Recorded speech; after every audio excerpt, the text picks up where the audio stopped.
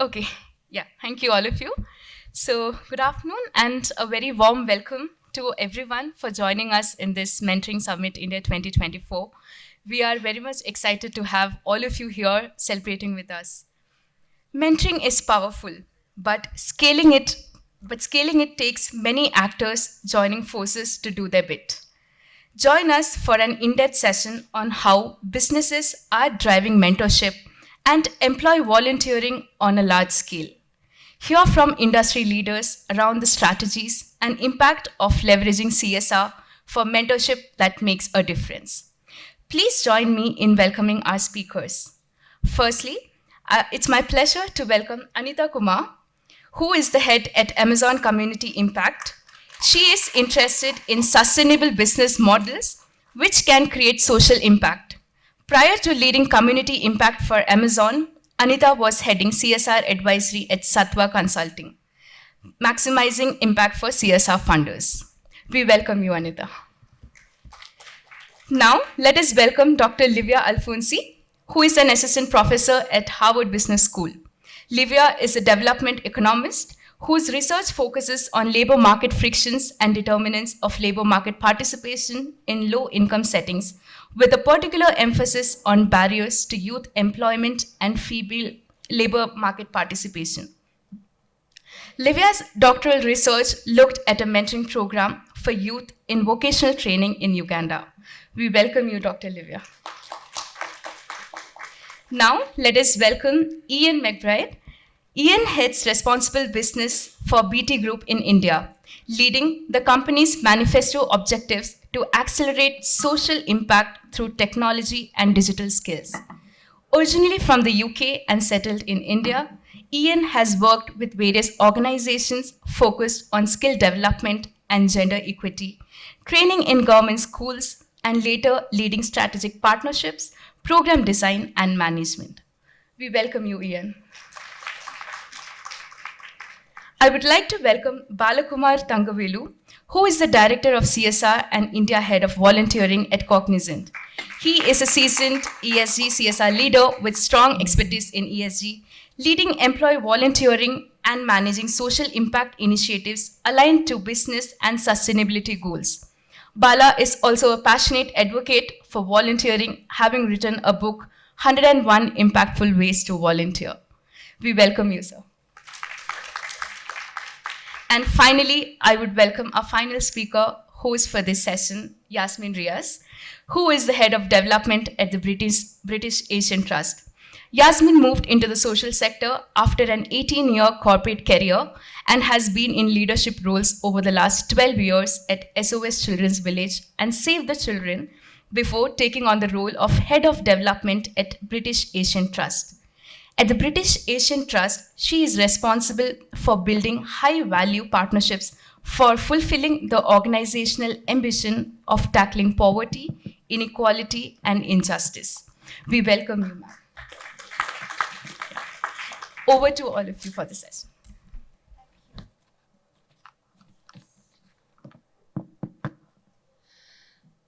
Thank you, and good afternoon to everyone present here, and a warm welcome to my fellow speakers and panelists on the dais. It's always lovely to be in Bangalore, especially when you have to get away from smog-filled Gurgaon and Delhi. So it's such a refreshing change. It's also refreshing, to have a different form of cuisine. We're so used to the North Indian heavy stuff.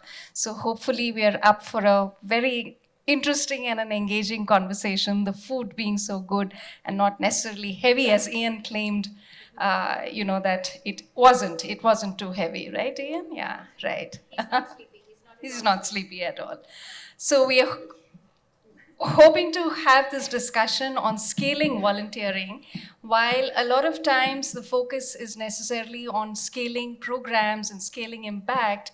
We tend to probably leave behind in shadows certain aspects which also create tangible impact on lives of people. And when we talk of volunteering, we're essentially talking about some of the stuff that can be done or that can aspirationally be built into volunteering streams as well. Talking of CSR, we are all aware of how the entire journey of CSR has been in India. India became one of the first countries where CSR contributions were mandated way back in 2013. What started off as a checkbox initiative has now evolved into a very, very strategic form of, you know, in form of development, form of carrying things forward for companies.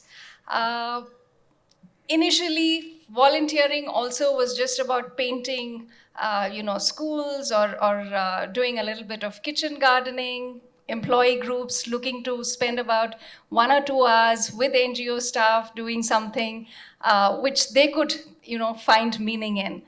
But gradually over the years, what we've seen is there has been an evolution even on that front. It's become a lot more strategic, just as CSR has become more strategic in terms of being aligned with business objectives, being aligned with not just making a difference to the company's bottom line, but also making a difference to planets. Hello? Is it visible? Audible? Am I audible? Okay, all right.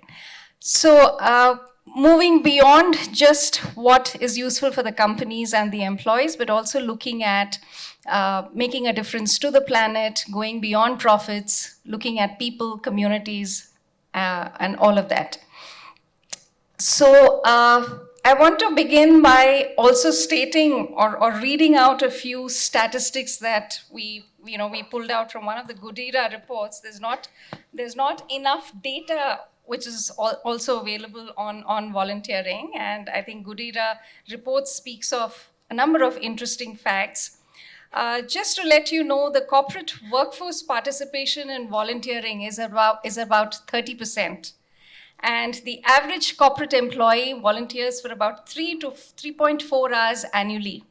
Compared to this, in the tech sector, which typically has a large number of employees, the need for volunteering, we have seen on the other side, the need for NGOs to provide those volunteering opportunities has been great. So the tech companies, compared to 3.4 hours on an average for other employees, the tech employee spends typically about 6.7 hours. There are organizations that provide a lot of volunteering enablers as well. For example, there are platforms that help employees choose the causes that they want to support, or there are companies that give dedicated time off to employees. So when there are enablers like this, it has been proven that there could be up to a 60% increase in volunteering activities and engagements. Then another important aspect is that in terms of volunteering hours, while the tech sector leads, in terms of the participation rates, the highest is the consumer goods sector, which does a fair bit in terms of taking the highest spot with about 38% participation rate, which is the highest amongst all other sectors, followed closely by the industrial sector at about 33%. And last but not the least, what these trends highlight is that there is enthusiasm, but there is equal potential to build on whatever is happening right now, not just in the tech sector. The tech sector, yes, is a good example to be taken, but there are good best case examples across sectors which can be sort of taken into account. And it's not necessary that only funding leads the way. Skilled volunteering engagements can also play a huge role in sort of enabling the entire movement. So on that note, let me bring in diverse views from the set of panelists sitting here. Let me begin with Ian. Ian, you have partnered with Mentor together for the last 5 years. You've spent a fair bit. There's been a huge investment made in necessarily mentoring over the past 5 years. So could you share how you sort of made a case for this internally, bringing in volunteering within the CSR priority, and what have been some of the metrics that you have sort of measured, and what are some of the learnings that you can share with the group here? Over to you. Sure, thank you, and thanks again for the opportunity to speak to you today. I'm afraid there might be a little bit of repetition from this morning because there will be some divergent themes, so I hate to bore you a second time. But yeah, absolutely. So when we have supported Mentor Together for around 5 years, and very happy to do so. It wasn't an easy sell to our board. Obviously, like every organization, we have a committee and board that we have to present to, and who looks after our governance and with whom we work for to deliver the strategy and decide the strategy. And I think mentoring was a little bit of a hard sell. And I think, as I said this morning, when your focus is on digital inclusion and using technology to bring about solutions in education and skills for young women and to get them into employment, there's a whole ecosystem there that you have to work with rather than just giving skills. So that's, the support that you need to give them from the communities, the challenges that you need to, that you need to present to their communities to get their support to stay in education or to stay in skill building, and also things like career guidance that I talked at length this morning. And I think one of those that is very, very clear that complements, and is not something that should be run as a separate program, but complementary, is mentoring. When you're talking about young people who are, aspiring to be in a career that will bring about some sort of social mobility, they will then be operating in different workforces, different worlds, people who are speaking, if not literally a different language, but different language codes, who will dress different, and that can be very intimidating. It can be quite challenging, and I think people need the support to be able to make that transition into what is a whole new world as comfortably as possible. So I think the sell to our board was that any program, whether it's in the UK or where I'm from, or India, where I've lived for the last 20 years, if you're helping people move into a different world, into a different career, you've got to give them every opportunity to succeed, to do that, and mentoring does that. I think also looking at some of the metrics, we helped to develop the Mentor to Go platform, and we've got which is a kind of online platform which gets women in touch with mentors, and also gives them access to all sorts of online resources. We've got about 20,000 young women from 12 states that otherwise would not have got access to those women in technology or other mentors that are helping go through that. And we ourselves at BT Group have just hired our first 2 apprentices who we would not have got access to had we not been working with Mentor together. Many of these women that we work with are in colleges that will not be targeted for campus recruitment, so they do not get the access to the recruiters that we get. And we, I think, as recruiters, often tend to go to the kind of elite institutions, and I think we're missing a great opportunity there by people who themselves are terrific but just need that opportunity. So we get access to people, young women or young men, that we wouldn't have had access to ordinarily. And the final thing on the volunteering I'd like to say is that we've had volunteering. All leaders and all organizations like their people to volunteer. We at BT Group give 3 days paid volunteering, and we would like people to do it more.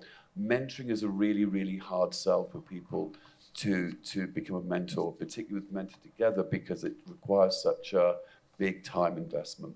There's a lot of sensitivity required in being a mentor. We can't just let people lose out and use language they shouldn't be using, or come with ideas that are not sensitive.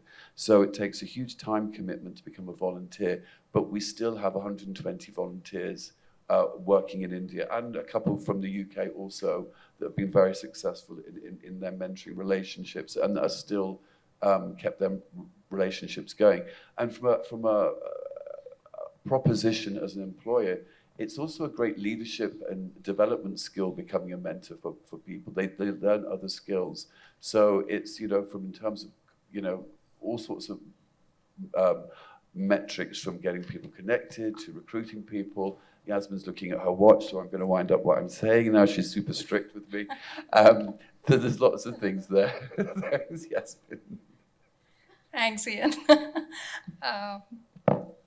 Some very important points that you touched upon. In terms of a perfect example of an organization providing those enablers that I spoke of. So 3 days of paid volunteering time, ensuring that you also keep your leadership involved so that they see the value in it. And the impact of it all in terms of being able to induct or recruit people that you have mentored. I think that says it all completely, and that's the story probably every organization needs to aspire for as well. Because again, if you leave it at just as a check in the box initiative, and not leading up to definite impact, it doesn't serve the purpose. So the need to then take it full circle, I think that was very well brought through in whatever you mentioned. Let me come to you, Anita, next. When we speak of volunteering at scale, trying to bring that about, and at Amazon, you have been doing that fairly well. If we just take an example, a case where, let's say, about 1 lakh of girls or boys need to be given personal guidance, it can necessarily be done only through volunteering. So it makes a perfect case that can be built in as well. But then would be great to hear how Amazon is leading on this, and what are some of the learnings that you'd like to share with the group here. Yeah, thank you, Yasmin, and thank you so much, Mentor Together, for having me here. It's interesting you said 100,000. Arundhati probably knows that Amazon actually has 100,000 full-time employees in India, pretty much exactly that number, and another 200,000 of our operations staff who work in deliveries and fulfillment centers, etc. And apart from that, say I have about 50,000 employees in the rest of Asia Pacific region. So that's pretty much a huge number of employees just in Asia, who are, as you say, a very ready resource which can be leveraged. But our journey has been very recent compared to Bala here, who's a veteran in volunteering. Amazon is a very nascent player in volunteering.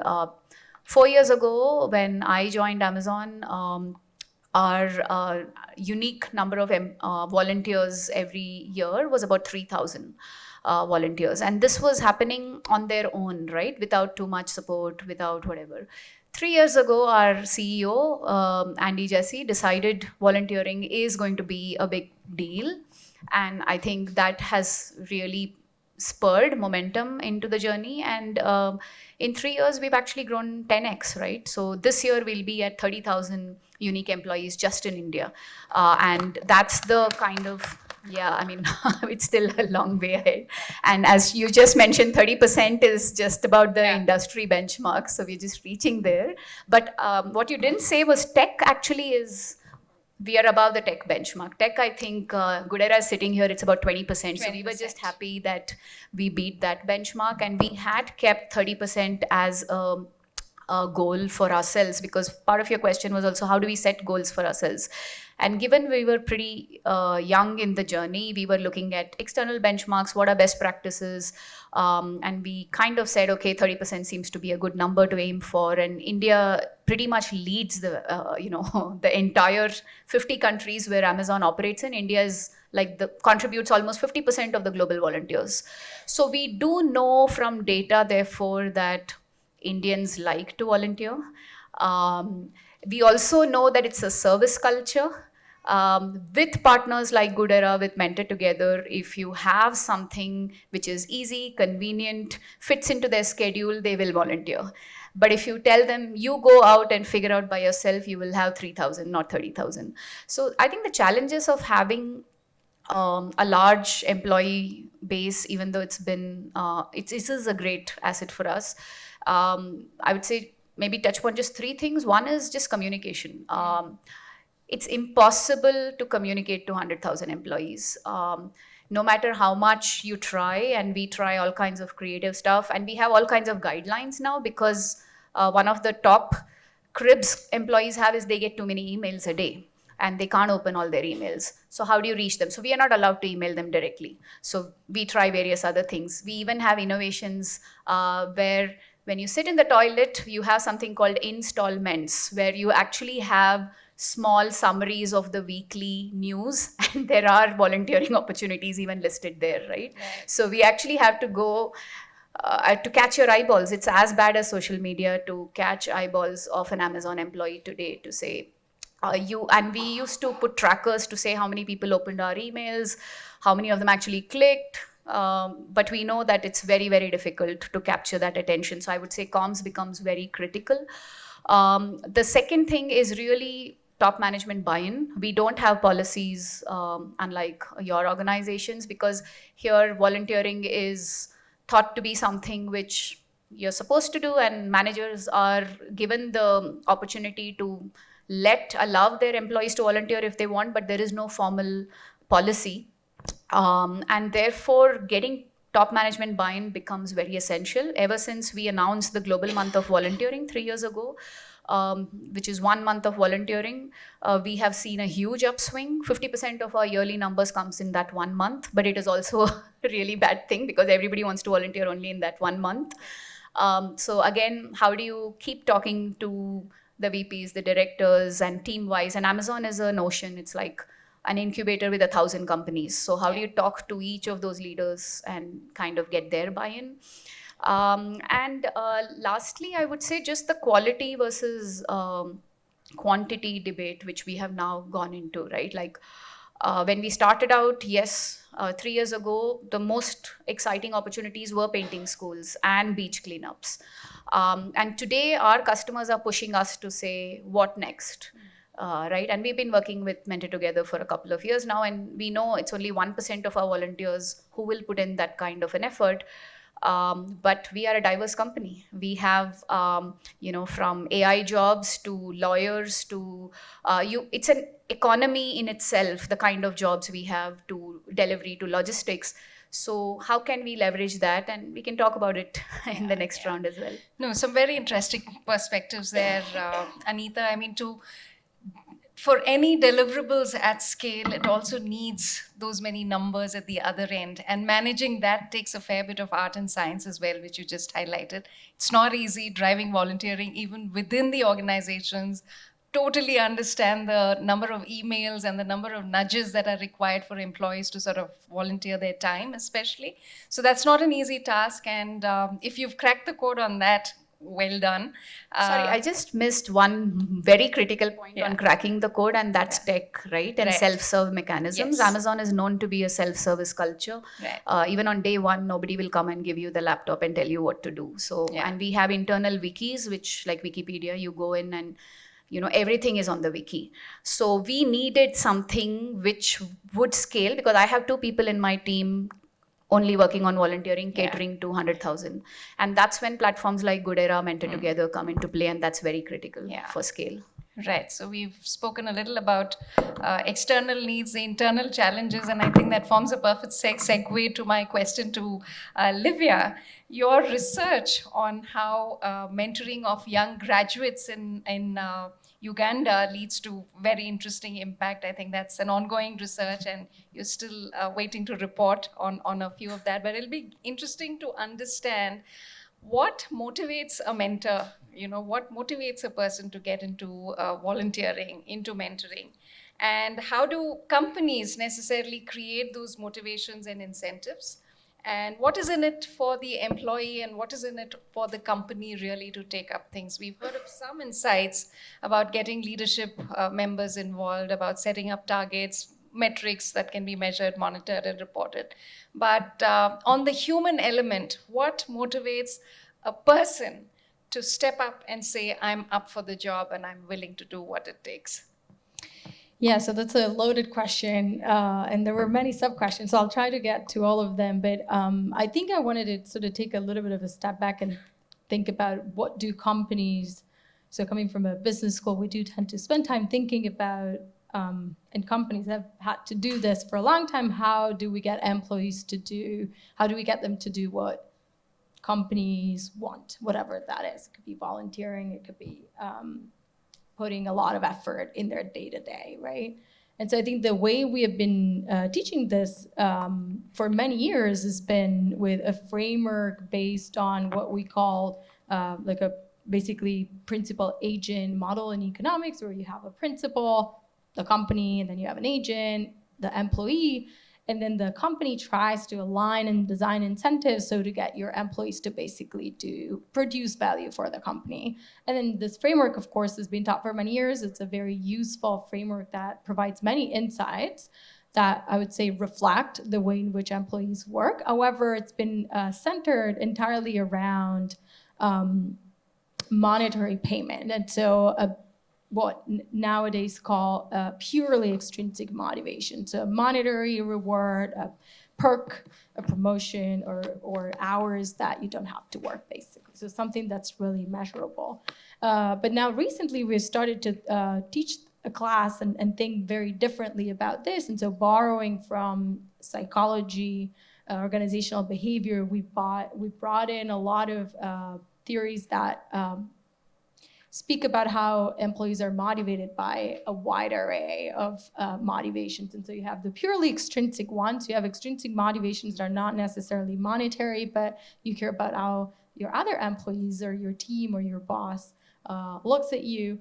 But then there's a whole other array of motivations that go from, I'm not going to go too much into the detail, but from self-determination theory all the way to purely intrinsic. So you're doing it because you're really just getting some value from mentoring somebody, or you might be doing it because you find purpose in the act of helping someone. And so I hinted at it earlier today, but one of the study that we're working on now with Mentor together is exactly thinking about which ones of this motivation seem to be driven, like when we bring it directly to mentoring, which one seems to be driving most of these, or could potentially drive the vast majority of employees to sign up for this for mentoring programs. So we're in fact thinking about, we're not thinking, we're doing it. We're showing different types of sort of recruiting material and ads that are catering to these different types of motivations to then be able to say,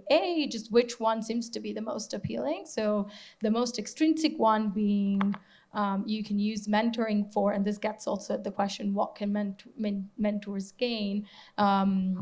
Kind of making salient how you can gain all those skills around skills that will be useful as you want to become a manager. So empathy, communication, leadership, listening, how you can build your CV by just being able to sort of add a line that you've been a mentor. So kind of, if you want, highlighting the self part of it. Here's what you can gain by being a mentor. So that pitch versus here what you can get. Well, here's how you can help others. And so the idea will be to then try and understand how do you get more mentors, but also which ones of these mentors are the most effective. She spoke about going from 3,000 to 30,000, and I'm sure that there's a whole array there. And so we definitely want to go to scale, but I think we also want to make sure we maintain quality. So part of the research is in this space. Another lens about quality added to that entire process. So it doesn't get easy, right? Things just get added on one step to the other as the process evolves. Yeah, thank you for that, for those insights, Lydia. And coming right at the end to Bala. Bala and I were just having a chat before we got onto the panel. And some of the numbers that he cited were mind-boggling. So Cognizant has about 3.5 lakh employees around the world, with 2.5 of them in India. About 60,000 of them volunteer, a good 1.5 lakh hours per annum. Have I got that right? Yeah. And through all of this, the best part is yet to come. They've managed to not just mentor people, but they've managed to recruit 300 mentees over the last 5 years. I think those are great statistics, something that everyone should probably gun for and have as goals put out there on their leaderboards. But great stuff there. And over to you, Bala, to share a few insights about where do you see mentorship going in the future? So if we could do a little bit of crystal ball gazing, how do you see this entire space evolving? Scale has been achieved, yes. Cognizant is a perfect example sitting right next to me. But how do you see responsibilities of employees, of leadership members evolving over a period of time? Thank you. So I thought the case was closed after giving all the facts by Yasmin. So Cognizant culturally had been driving volunteering for years together. Karthiban is sitting right opposite to me. So founded in 2007, and it's been there.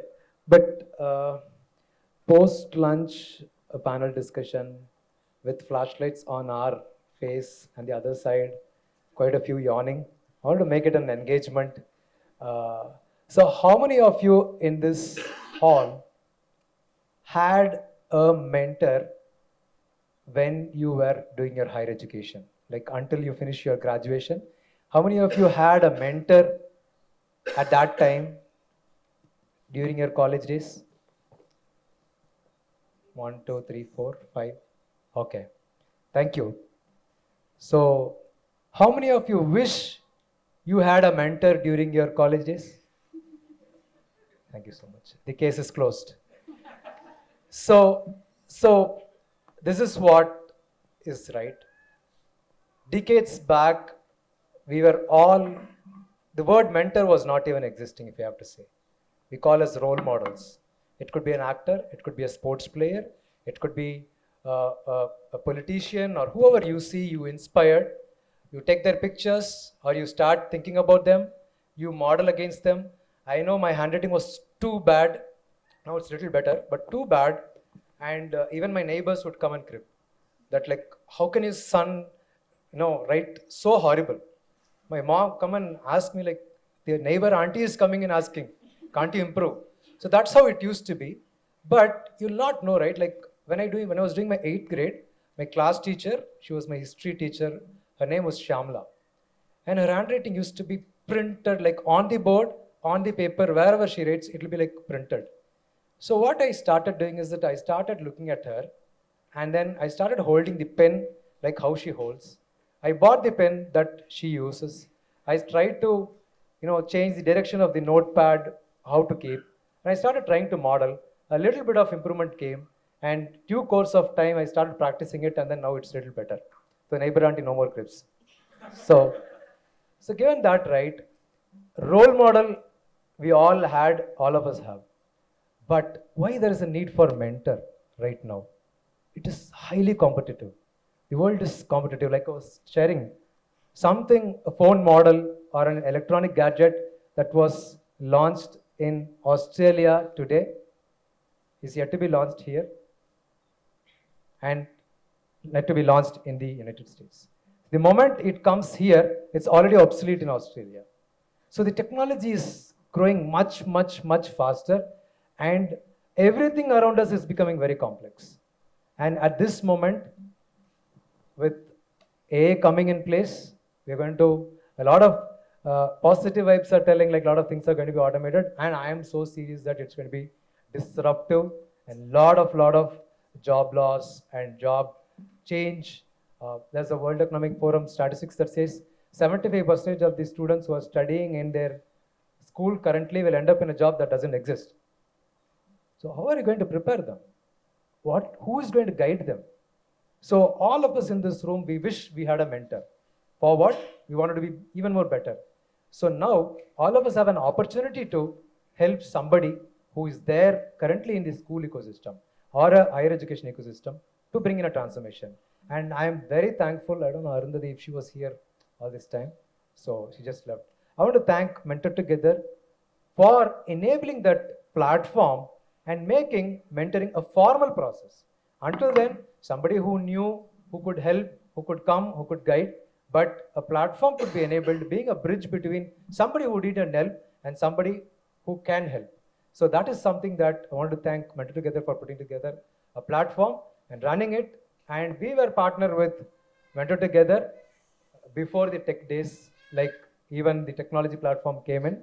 So we were partnering with it.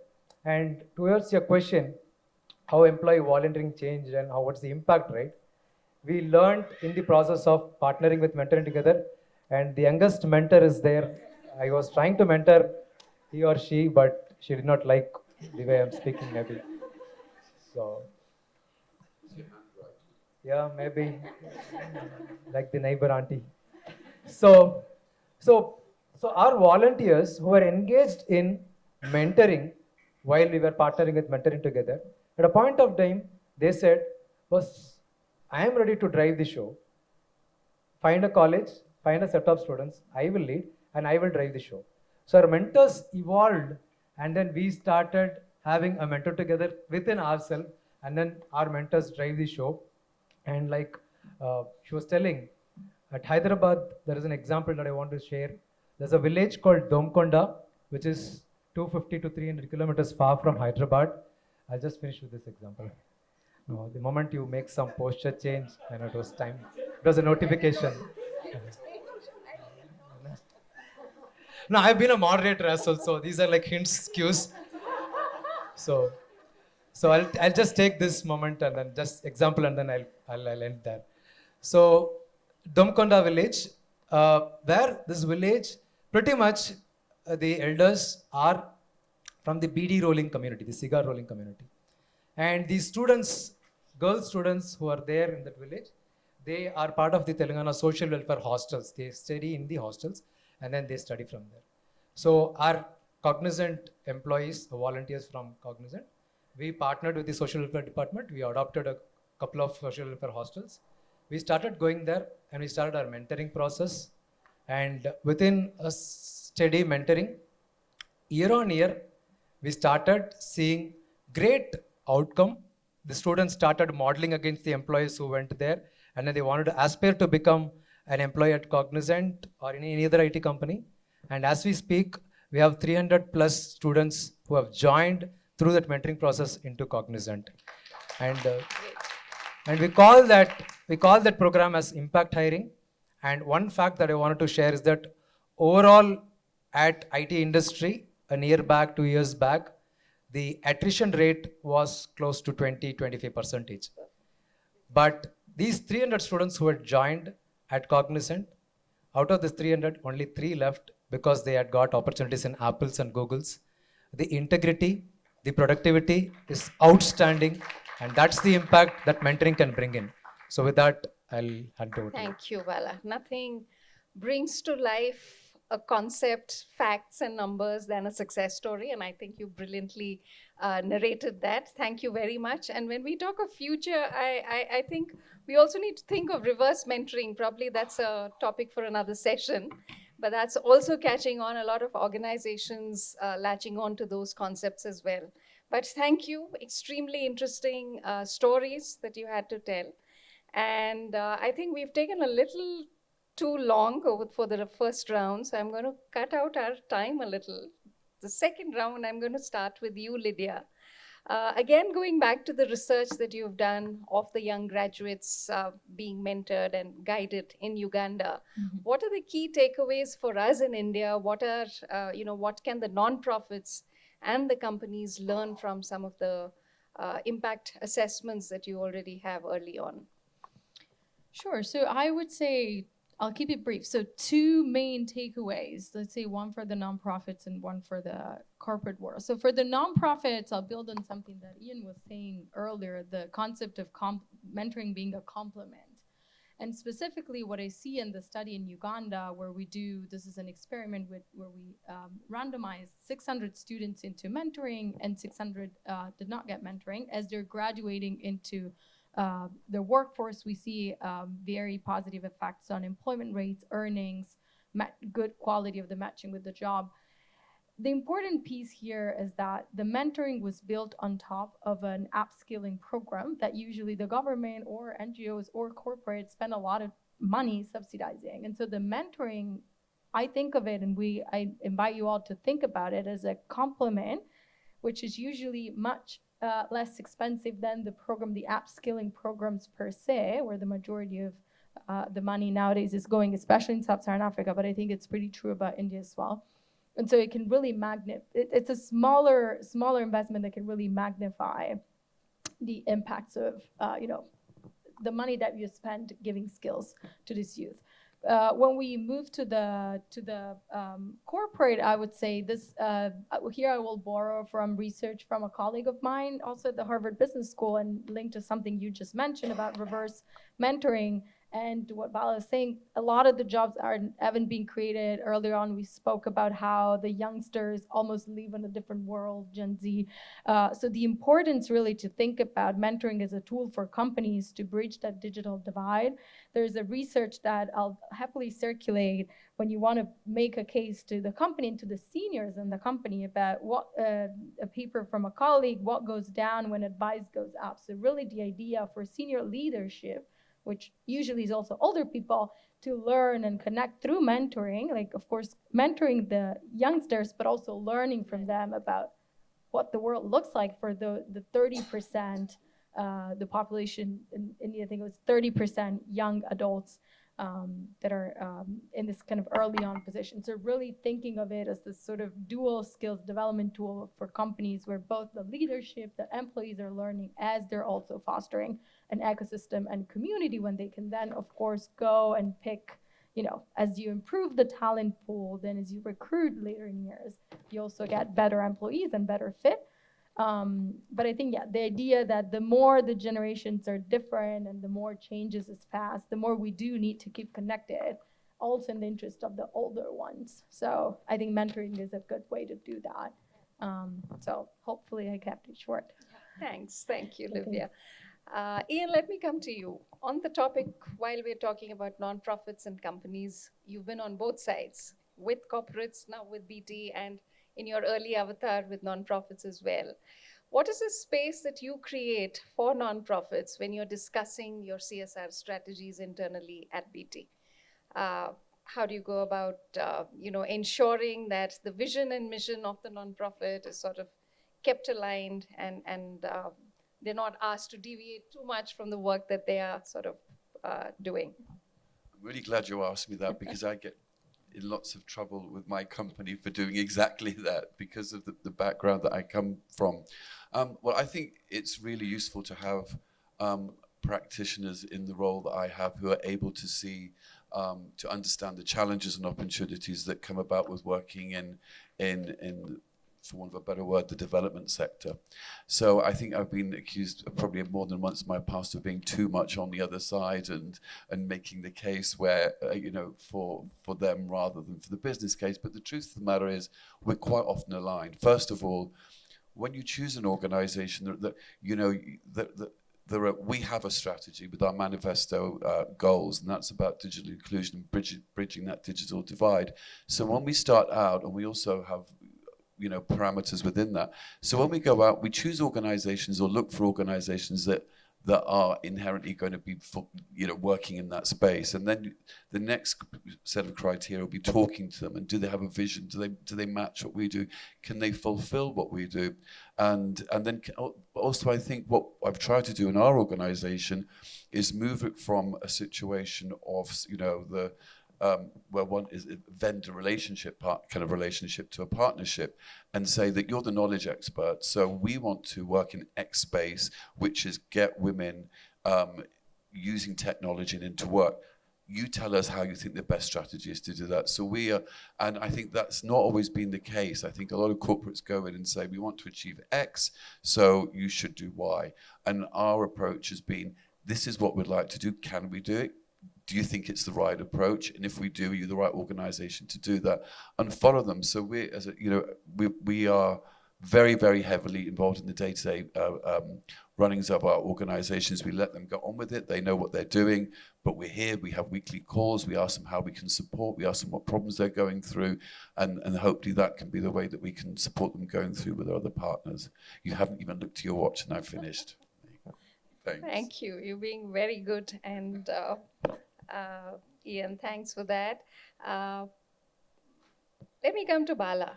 When we talk of mentorship, again, there are a lot of gaps on the infrastructure. And when I say infrastructure, gaps necessarily in terms of how mentorship gets done, So in terms of strong screening, training of mentors, when you provide a platform, you also need certain enablers for it to move forward in a certain way.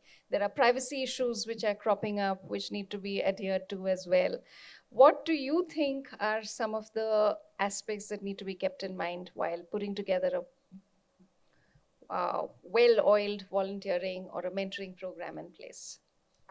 Thank you for this question. It is an evolution. Like I said, like a decade back, mentor itself was not there, so we are evolving.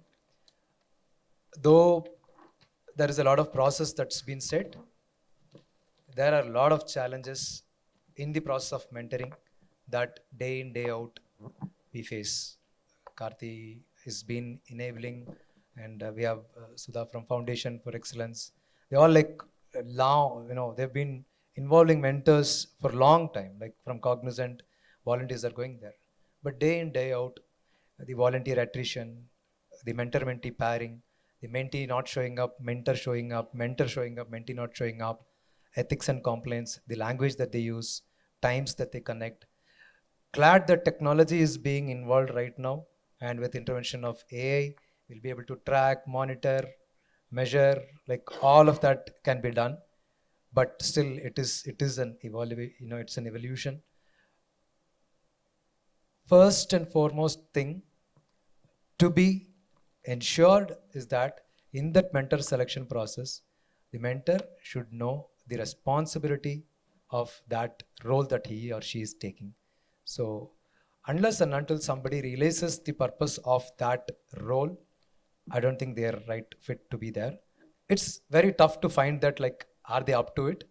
But it's an evolution. It's an evolution, and I think a lot of us keep talking about it, the role of a mentor, and more of such mentoring summit has to happen, and voicing about the importance of a mentor, the role of a mentor, behavior of a mentor, all of that has to keep happening again. And technology right now is at the peak right now. It can do everything that's required. I just happened to see a product of one of my friends' company. They have developed for the early childhood care, and the product is completely AI driven. And if a child has to be taught about going and going inside a park and just pluck some flowers is an activity, and the parent has to just shoot a video of that. And the model, what it does after looking at the video, says your child looks to be prominently left-hander because it plucks all the flowers in left hand, and your child prominently looks to be uh, the color he or she likes is yellow because he or she has picked a lot of yellow color flowers, and the prominent flower looks to be rose, though other plants were there, like he or she picked the rose. So technology is going to the heights. So I'm sure with high intervention of technology, this mentoring process can be streamlined and structured, and all these uh, uh, small issues that are cropping up also can be addressed. And for that, definitely a lot of investment is required from the corporates, from the CSR funds, from the philanthropic funds. For that, all of us who raised the hands, who wished I had a mentor, have to be the voice to bring in that investment. So educate the CSR ecosystem, the approving authorities, that there is a need for investment in mentoring, in enabling a platform. And I'm sure uh, it is going to be a great journey ahead for all the mentors, mentees, and the future. Thanks for the opportunity. So, although it sounds very easy, it seems like a complex process. So, just very quickly wanted to add, would you have something like an SOP created given the scale of volunteering and mentoring that happens within Yeah, Cognizant? Yes? true. We have a volunteering code of ethics. Excellent. And, So we that's have probably a SOP. resource that can be shared with the wider group if that's something that Cognizant would be willing to do as well. Great. Thank you, Bala. Coming to you, Anita, as wrapping up the session, so to speak, and the last question. In your previous avatar as a researcher, you've done a fair bit of work on India's low female labor force participation. And within that, I mean, also given the fact that Amazon Future Engineer program tries to tackle some of the issues that get projected there, especially for women in STEM, uh, how would you think mentoring would help women specifically on that front? So now we are bringing in another angle, applying the gender lens within mentoring and volunteering. Is there something specific that can be done to take that agenda forward? No, absolutely, and thanks, Yasmin.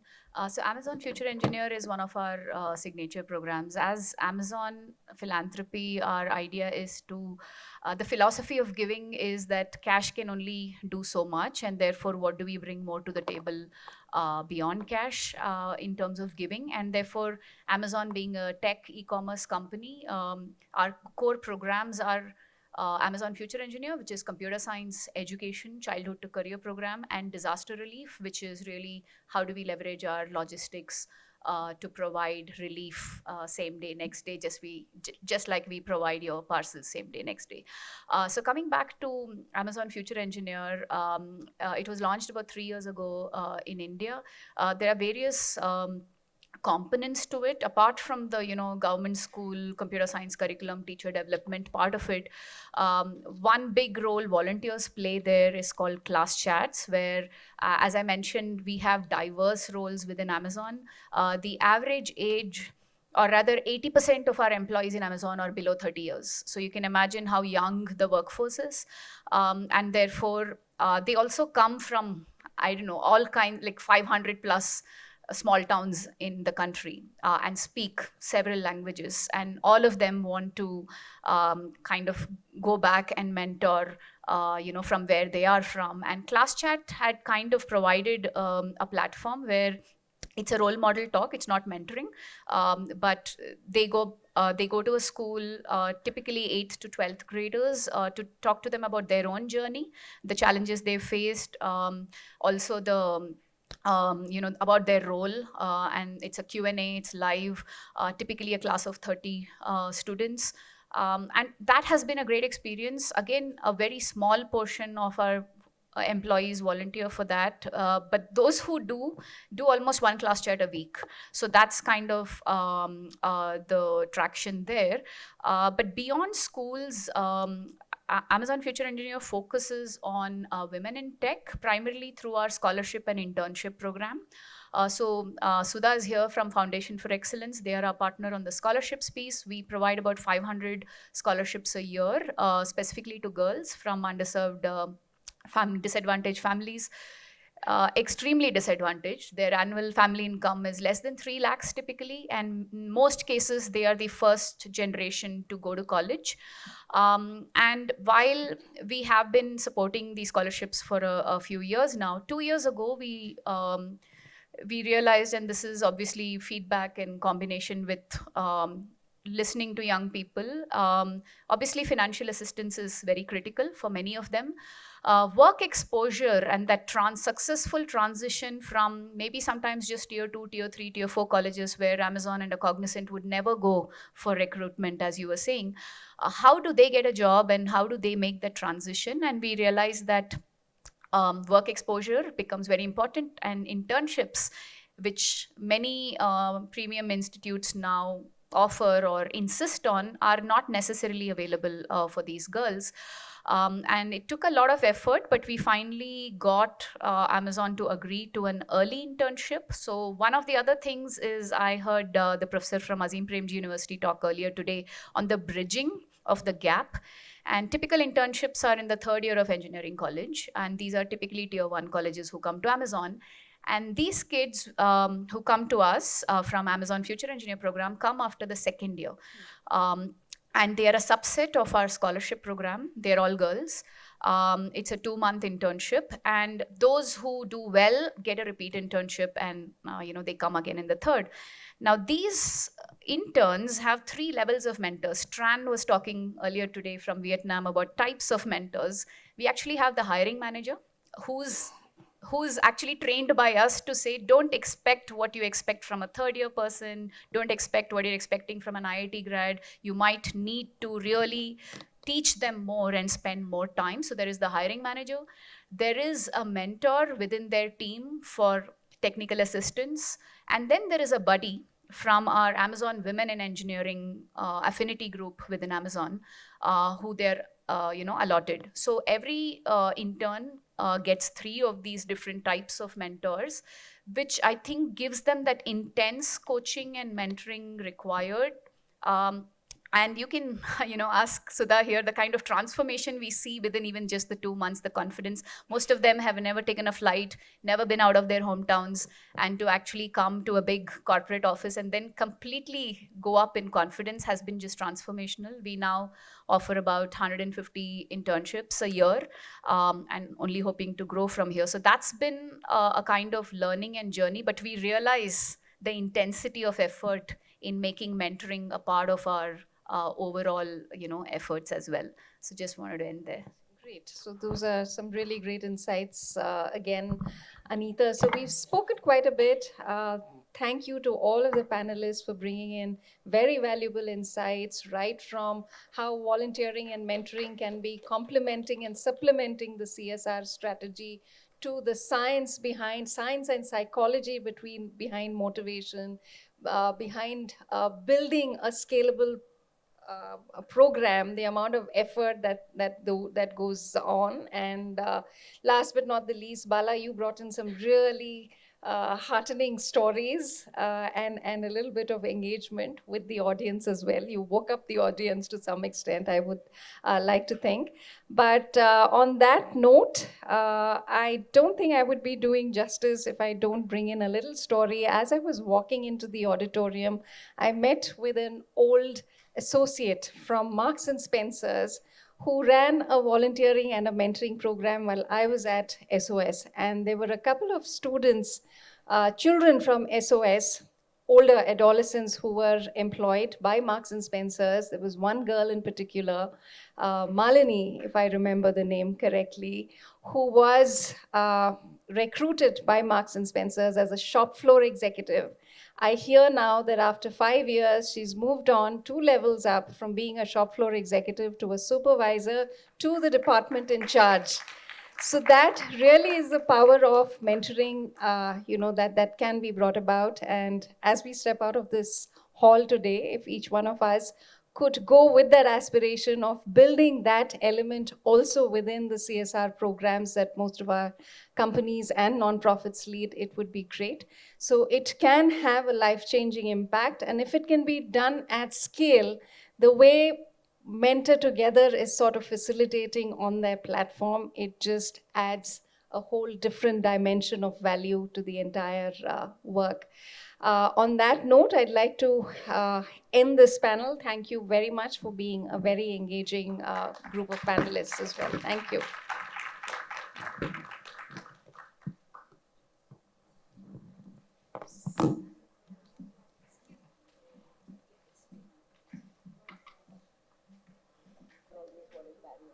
Request all of you to kindly seat it. We'll just conclude and then like maybe another 2 more minutes.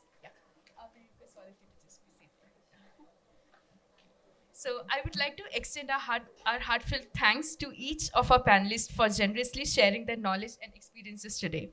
Your contributions have made a lasting impact on everyone here, and we are deeply grateful for our time and insights. As a small gesture of our appreciation, we have a memento for each of you. I would like to invite Ian to hand over mementos to the speakers.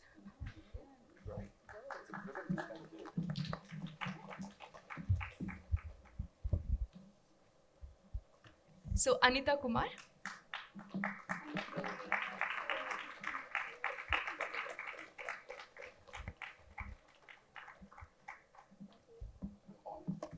Yeah, Yasmin.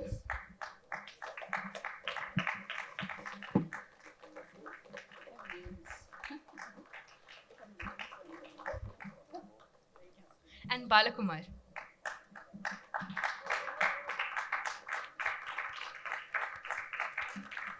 Request all of you to give them a kind applause once again. Yeah. Thank you all of you. So tea will be served at 4 outside. Can I have a question to the speaker? Yes. We can just talk offline. What do you say? If it is applicable to everyone, it would be very helpful. Yeah. Please go ahead. If the organizing team allows us some more time, we are open. But if you're okay. This question goes for almost everyone. My name is Bharat. I represent an organization called as Young Innovators. We are a small startup firm we call ourselves educators. So we educate on various STEM things. So now my major question is, if I want to bring in a culture of mentoring or volunteering in my organization, okay, because now time is money, money is time, and that kind of seeps in for the initial couple of decades of an organization. Of course, big companies like Amazon have plethora amount of money which is kept aside along with resources also. But if I want to, I would like to add Cognizant as well. Not the case. We don't have much. We don't have money for volunteering. That's why we do volunteering. Oh, okay. But please I go didn't know. ahead. I didn't know that. Okay. No, but how if I have to incorporate something of this, or I'm sure every one of us would want to do that in their organization. Is there a particular approach or a framework or kind of a structure or a process which can be done at the early stages? I can take that question if may allowed. You can buy my book, 101 Impactful Ways to Volunteer. You have it now?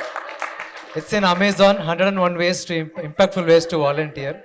So I've done my selling here. Okay. So the point is we strongly believe everybody has the heart to give back to community, but not everybody knows when to give, where to give, how to give.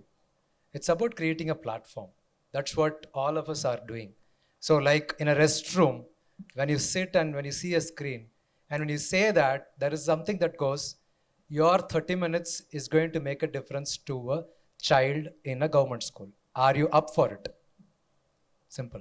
He or she is going to come back and check with you what is that opportunity. So to begin with, identify variety of opportunities, take it to them. So there is a 5-staged volunteering journey pyramid that I Volunteer had established. With just like 30 seconds, I will tell that. First is, like I said, everybody has heart to give back to society. First thing that you need is exposure. That's the first bottom of the pyramid. The moment you give exposure, don't stop there. You give a micro experience for them, experience to volunteer. So give micro volunteering experience. The moment you give experience, empathy evolves. That's the third layer. So people will start coming empathetic. Until then, it could be sympathy. The third layer, empathy. The moment empathy comes, they'll start engage. That's the fourth layer. And when they start engage, the pinnacle of the pyramid is evangelization. Evangelists. They will become evangelists. They'll bring in more volunteers. So this is the framework that you can start with volunteering, starting with exposure to take evangelists. I hope that helps you. Definitely. If Thank I you. can add just 30 seconds, 5 actually, I would also add lead with example. So if you said you're a startup, I don't know how big it is, you know your employees better than anyone, and framing is important in creating a platform that will be working for your employees. But I would say leading by example so that this becomes part of the culture of the company and the employees want to join that culture. It's not only I'm doing it because I want to volunteer, but I'm doing it because I want to wear the jersey of the company. So I think the two goals can go together. Hi. So this is Karthi. So I'm founder of a non-profit called Team Everest. 18 years into the sector, we started a vision of promoting volunteering in the country. So been part of Cognizant earlier, been colleague with Bala there. So like after I quit my IT job earlier, I was part of employee volunteering at Cognizant. Quit the job. Past 10 years, I'm running my own non-profit. Basic vision is to promote volunteering in the country. So after quitting the job, I've worked with more than 250 plus corporates right now. And after that, now I got to, I want to share a small feedback and want to listen to you guys, what you think about it, especially this being a mentoring summit actually. I believe that corporate volunteering is not designed for mentoring, where a little bit more hours needs to be spent by, like Anita rightly mentioned, like 1% of the crowd is actually doing bigger mentoring program or volunteering. Because if you look at everything, how the employee volunteering has been designed right now, most of the metric is around volunteering, unique volunteering, not volunteering hours. Very few corporate target volunteering hours, whereas programs like mentoring need to focus on one. It doesn't matter how many people mentor, but how long they mentor actually makes an impact. So the metrics for employee volunteering need to evolve and support mentoring. Second thing, like multi-day volunteering. See today, in fact, Anita rightly mentioned, because I remember the earlier days of Cognizant, you have to start with 1 hour, 2 hours program, but eventually you need to evolve. So many corporates, even now after they evolve, they don't give importance to multi-day volunteering program, which is very essential for programs like mentoring. Third thing is, like even the paid volunteering programs where corporate pay for volunteering, they give for 2 days, 3 days only paid volunteering, so which again doesn't support mentoring, which require a longer period. And again, like CSR by design, if you look at it, it's a virtual volunteering program. There's no photo ops for corporates to showcase it effectively. That's been a challenge. And again, like one regular factor nowadays I keep seeing is corporate needs diverse volunteering programs right now. Oh, we already did this program last year. Can you give different things? They expect non-profits to behave like Netflix or Hotstar. Okay, what is the new movie? What is the new thing coming up? Because even though that exists, because for me the fundamental equation is that if say I keep doing the same thing, what will I show to my manager to get my promotion now? So I need to obviously differentiate myself, tell that I am doing something differently, I have innovated this year. So all the metrics, everything is not very beneficiary centric or to promote mentoring. How do we actually turn this? Because if employee volunteering and mentoring needs to go hand in hand, a lot of things needs to change in the ecosystem.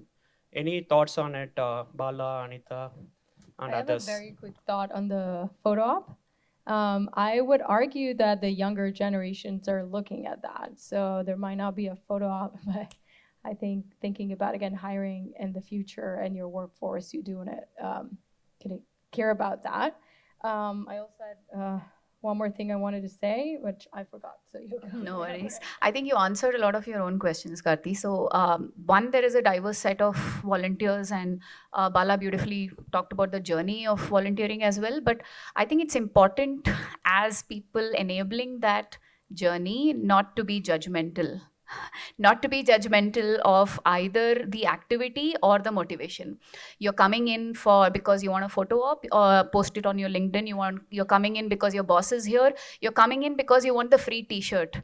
By the way, only in India, Amazon employees like T-shirt is a big motivator. Nowhere else in the world T-shirt is a motivator. Okay, and we are like, we don't care. Like, I'm not going to be judgmental because you're here for a T-shirt, because end of the day, what you do in that 1 hour matters to the nonprofit, to the to the community. And I don't care what your motivation is. Same, I don't care if it's a one-time activity of planting a tree or cleaning a school, or if it's a multi-hour, multi-week activity like mentoring, because that cleaning and painting a school has really brought joy to many, many kids, right? So it has taken effort even for us to not be judgmental, and therefore look at every customer segment separately and be very realistic on that number.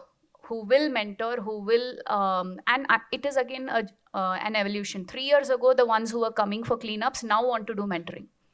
So, and some never want to do mentoring, which is also fine.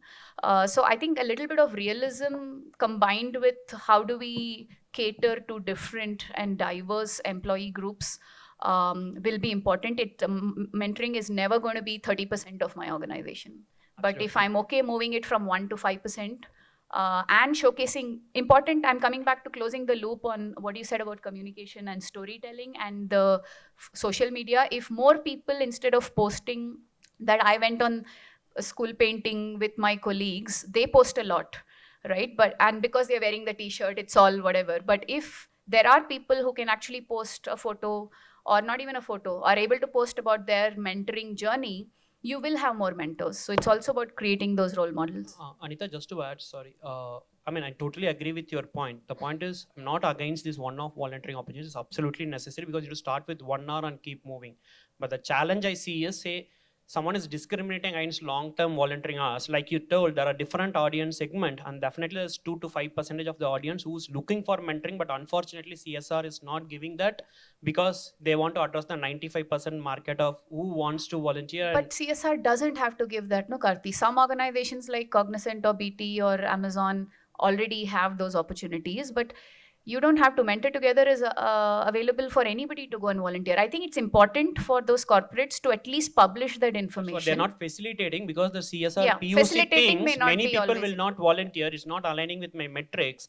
And by design, these kinds of programs are getting discriminated is what I am trying to say. No, And I what I agree. see the pattern is innovative companies like Amazon, companies which are innovative by nature, bring that innovation to the CSR also. Whereas they don't do those kinds of innovation. I don't see that CSR evolving. I see Amazon, how the program is evolving year on year. I see what's happening at Cognizant. I just have one thought. I would just, I know. I would just put it to the other route is to go through HR. It's not always CSR. It is a very big employee engagement